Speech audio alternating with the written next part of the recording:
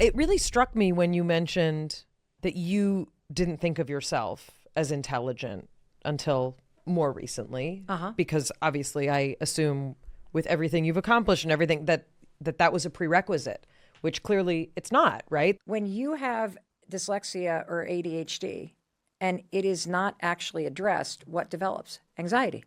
And that's what I got treated for. And the underlying issue is always dyslexia and ADHD. And when I look at the research on ADHD, I have the particular type of ADHD that has a high correlation to extremely risky and impulsive behavior and to alcohol. So that explains why I was basically an alcoholic during college and law school. It explains why I cheated on every boyfriend. I just thought I was a horrible human being.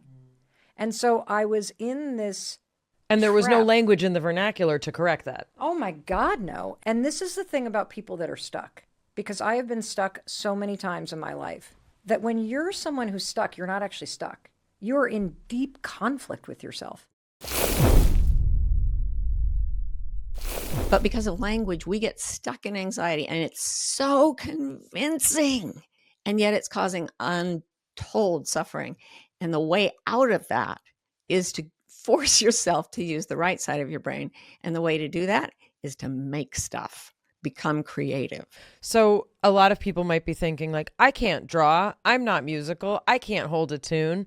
Can you talk about why you essentially chose to write an entire book specifically focusing on not just creativity for creative people, but the specific significance of activating the creative brain? What we're talking about, the right hemisphere experiencing, is things that cannot be put into words. And when do people say, I can't even put it into words? When they're ecstatically in love, when they are spiritually or religiously moved, meaning on a higher level than the church or the synagogue, right?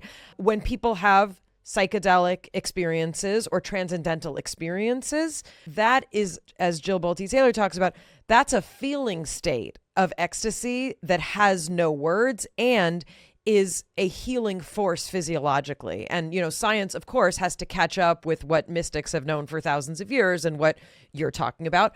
But can you take us into that? This is not a book for creative people. This is a book about the significance of creativity as an antidote to anxiety. This is just, and if you're anxious and someone says be creative, you're going to get incredibly anxious because you're not good at being creative. Anxiety cuts off creativity. There are tons. Except Jonathan, who's like, I'm going to stand in the back of the room and take my shoes off during a board meeting, and then I'm going to make a vision board instead of going to a meeting. That is a creative act. Taking off your shoes when your feet are hot is a creative act. It's anything you do that disrupts the existing status quo and moves the circumstance in some direction. This is so incredible because for me, concepts don't work. Like people have told me forever to just let it go, just drop it, just let it. I hate letting it go because it means I'm losing. Like I don't like to let it go because there's something in that that's implied that they won and I have to let it go and move on. And I don't want to do that. And there's something different about saying let them, because what you're doing when you say let them, and you're going to start saying it anytime somebody pisses you off or stresses you out, or you see hurts you, or you see something in the news that really upsets you, or you feel overwhelmed or stuck, or your boss is in a bad mood, you're going to say, let them. And when you say let them, you're not allowing somebody to hurt you. You're actually taking a step back and you're recognizing what is happening. And you're acknowledging the power is not in trying to change what this person is doing. The power is saying, let them, and detaching from what that person is doing. And then you do the second step, which is let me. Let me remind myself that in any situation, I always have power, because there are three things I can control. I can control what I'm going to think next. I can control what I do or I don't do. And oftentimes what I find is not reacting is what gives me more power. And I can control how I process my emotion. And that's always in your power. And I choose to believe that any human being that starts to get very intentional and take responsibility, and let's look at the word responsibility, it's the ability to respond. So when you take responsibility for your life, you're owning your ability to respond to the things that are happening in life.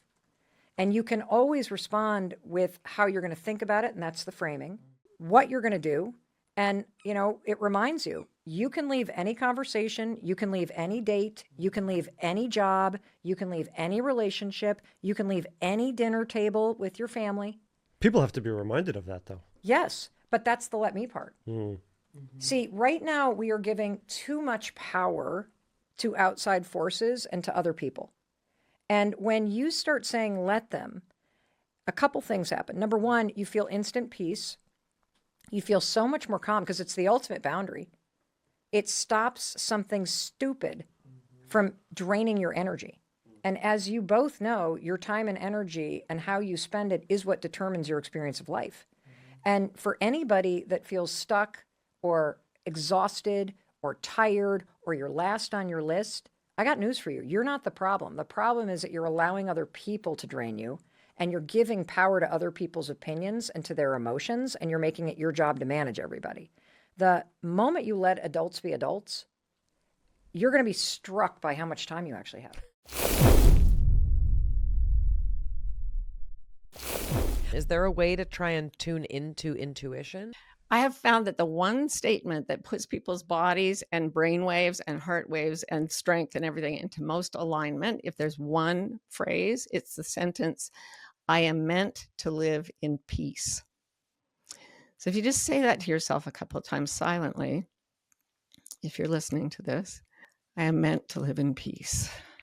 And you just drop it down like a coin into a well. And there is something that just goes, and I can feel it when people reach it. That's what I call your sense of truth. Is it an absolute reality? No, you're in a monkey suit. You're just a baboon in socks, right? But is that the closest we can come? I think it is. I think it is.